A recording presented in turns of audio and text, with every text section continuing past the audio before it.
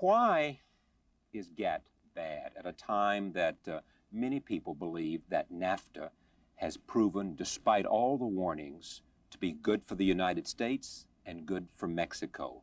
Though that when you say these people in, for example, the People's Republic of China and India, 4 million people. 4 billion, yeah. 4 billion, I'm sorry.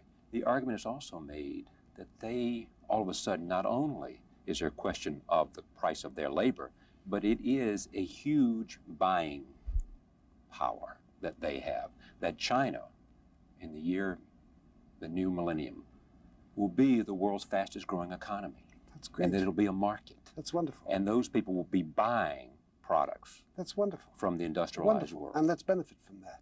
And we can work together. But how do you benefit from that without destroying ourselves? You go and you create a corporation in China. And you build a factory in China. And what do you want to sell? Mugs? Sell mugs in China.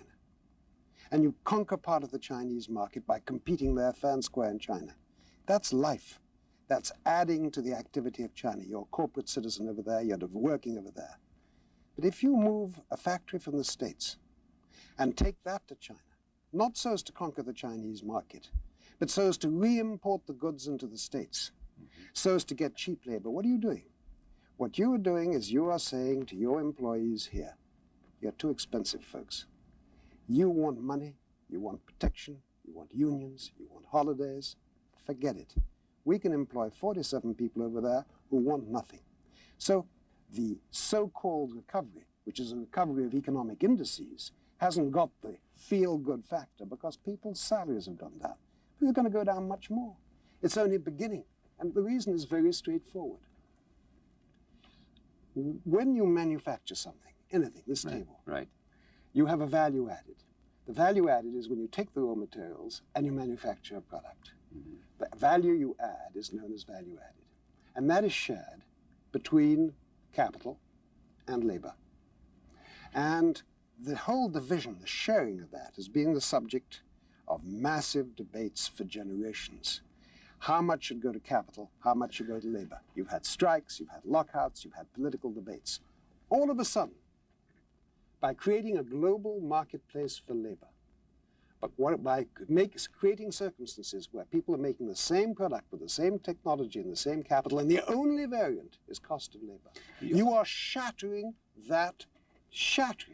the way you share the value added.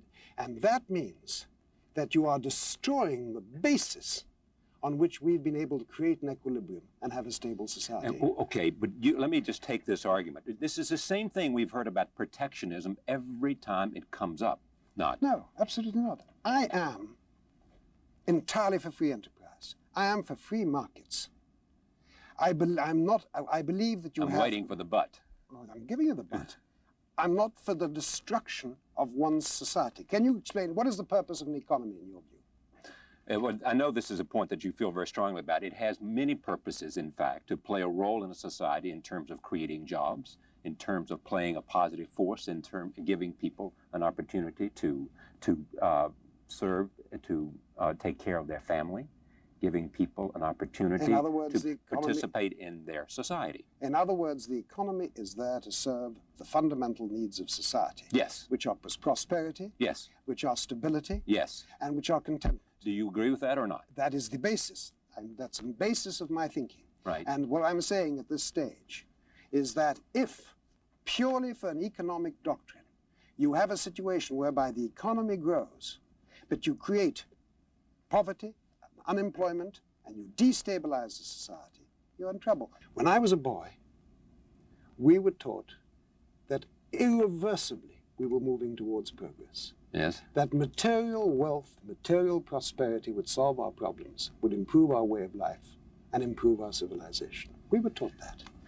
And we achieved the creation of material prosperity in a way which we would never have dreamt of. We made the economy grow 400%, incredibly. And what have we done? We've destabilized our society. We've increased unemployment massively. We've totally destabilized our cities. We've uprooted our countryside. We've increased crime. Every single valid criterion for a stable society has become negative.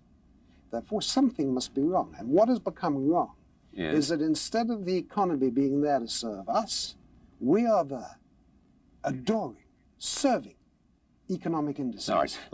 What brought you to believe that you, as one very wealthy, and you can re-import into the States the products that you manufacture. And the result is that you will obliterate earnings and employment in the States. First of all, let me point out that an important point that you miss here is the U.S. has, by choice and for a considerable period of time, much lower trade barriers than its partners. So what is going to happen in the Uruguay round, and incidentally what happened in NAFTA, is that the foreign markets are going to become much more open relative to our market. It changes the balance of incentives, making it more attractive for American companies to stay here and produce for those foreign markets. Remember, we have low tariffs and barriers to begin with. It's the rest of the world that doesn't. And we are actually leveling the playing field and making it more possible for American companies to stay here. Let me. When they try, because you've got to understand what is happening. This is the establishment against the rest of society. What is happening in France today, for instance, 30% of the population is for GATT, 70% against it. But who are the 70%? They're the ordinary people. Who are the 30%? They're basically big business whose dream, and I've been in big business, and I'm for business, as long as it doesn't devour society, as long as it doesn't totally destroy things. So I'm for profits, for free markets, and I'm a capitalist, and I'm perfectly proud of having been successful. But let me make it clear that we have a conflict of interest, and what is happening is that big business loves the idea of total access to unlimited giveaway labor, which is what it's going to have. And this, and therefore, in a community like France, where we have succeeded in getting the issue out, in getting it discussed and understood, 70% are now against it. But when you strip away everything, what you were saying, I mean, and I've read this book, what you were saying is that you're going to see, if GATT passes, you're going to see labor. Jobs will be lost in the industrialized world because of the fact that companies, in the search of the cheapest labor, will move their manufacturing operations. And you know who's going to make money over there? World. You know who's going to make money over there? Who's going to make money over there? I'll tell you who's going to make money over there. In every developing nation, you have the same pattern. You have a handful of people who control everything. The oligarchy that controls an undeveloped country. Everywhere, I gotta everyone. Move on. You got to let me move on. Well, what you've got, let me just make it clear. The people who are going to lose here in the developed countries are not people like me or you.